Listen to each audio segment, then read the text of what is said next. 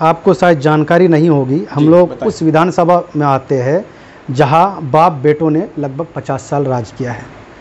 मतलब डॉक्टर जावेद आज़ाद साहब और उनके पिताजी 50 साल, लगभग 50 साल। मतलब मैं तो बचपन से ही जानता हूँ कि वही दोनों एमएलए रहे हैं। पहले उनके पिताजी थे, उसके बाद वो बने, फिर कुछ दिन के लिए कमरुल हुदा बने, उसके बाद फिर इजहारुल हसन जी बने। तो हमेशा से वही एमएलए रहे हैं, वही। और पिछले 10 साल से मतलब दूसरा टर्म एमपी का है।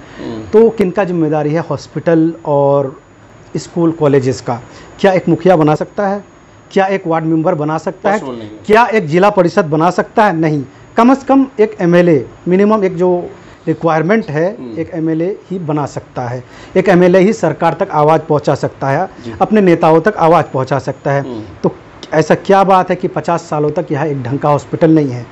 बाकी छोटा मोटा हॉस्पिटल जो सरकारी है, जैसे पोठिया में है, छतरगढ़ में है, दामालबारी में है, छोटे लेवल का, तो उसमें ना के बराबर इलाज होता है।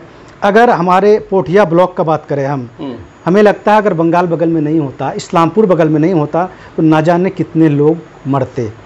क्योंकि तब हम लोग को सीधा किशनगंज शहर या फिर सिलीगुड़ी जाना पड़ता, नहीं तो हम लोग के पास कोई इलाज कोई रास्ता नहीं था। पोठिया से किशनगंज की अगर हम बात करें तो जो डिस्टेंस होगा, कितना होगा डिस्टेंस तकरीबन? लगभग 20-25 किलोमीटर होगा पोठिया से किशनगंज।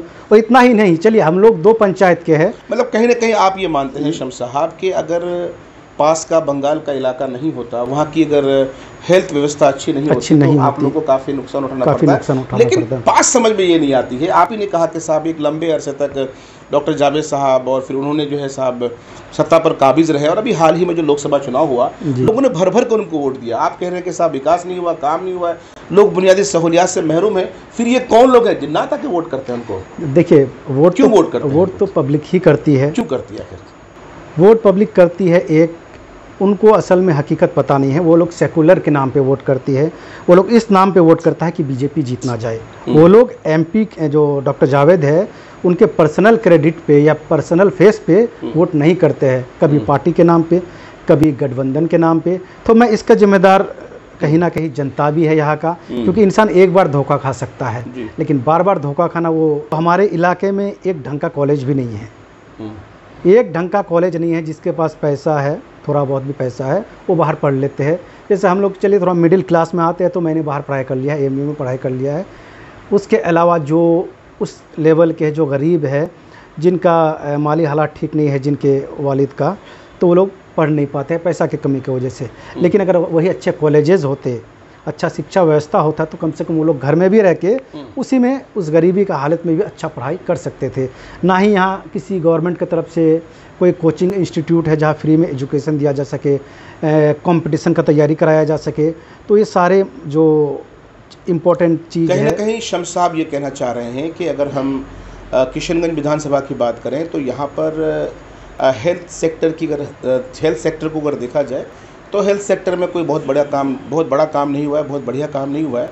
इनका ये भी एलिगेशन है, इल्ज़ाम है कि शिक्षा के क्षेत्र में जो काम होना चाहिए था वो भी नहीं हुआ है। अब आपसे हम ये समझना चाहेंगे सर कि स्मार्ट मीटर को लेकर, प्रीपेड मीटर को लेकर सरकार का दावा है, ज़िला प्रशासन के जो हमारे डीएम साहब है, उन्होंने जो साहब एक प्रेस कॉन्फ्रेंस करके बोला कि नहीं भैया आप लोग घबराइए मत, ये तो आपके लिए, आपके हित के लिए, आपके फ़ायदे के लिए, हम तो बिजली चोरी को बचाना चाह रहे हैं। लेकिन अवाम जो है साहब ज़मीनी स्तर पर प्रोटेस्ट कर रहे हैं और आप जैसे लोग जो है जनता को भड़काते हैं। ऐसा एलिगेशन है आप पर, जनता को भड़काते हैं, जनता को उकसाते हैं कि नहीं किसी कीमत पे नहीं लगाना है। देखिए, सबसे पहले तो ये जो स्मार्ट मीटर है, ये अडानी मीटर है। अच्छा। और अडानी का जहाँ नाम आ जाए तो वहाँ आप समझ सकते हैं कि क्या होने वाला है, क्या दशा होने वाला है। देखा था स्मार्ट मीटर नहीं, स्मार्ट चीटर। हाँ, तो अडानी मीटर। अच्छा, जहाँ तक बात प्रशासन का सवाल हो, तो आपको पता है कि प्रशासन जो होता है सरकार का, मैं अगर कोई गुलाम होता है तो उसमें कोई गलत बात नहीं है। सरकार का गुलाम होता है। सरकार ये शब्द तो खैर मैं नहीं बोलूँगा, वो सरकार के अधीन होता है। सरकार के जो रूल्स होते हैं उनको फॉलो करना होता है, यानी उनके हुक्म को पालन करना, देखिए हुक्म को पालन करना और बहकाना पब्लिक को डराना। गुलामी मैं इसलिए कह रहा हूँ क्योंकि पब्लिक को डराते हैं, पब्लिक को बहकाते हैं। वो ये एलिगेशन लगाते हैं कि नेता झूठ बोल रहे हैं। मैं कहना चाहता हूँ नेता झूठ नहीं बोल रहे हैं। नेता के पास इतना पैसा है कि वो आराम से उसमें भी गुजारा कर सकता है।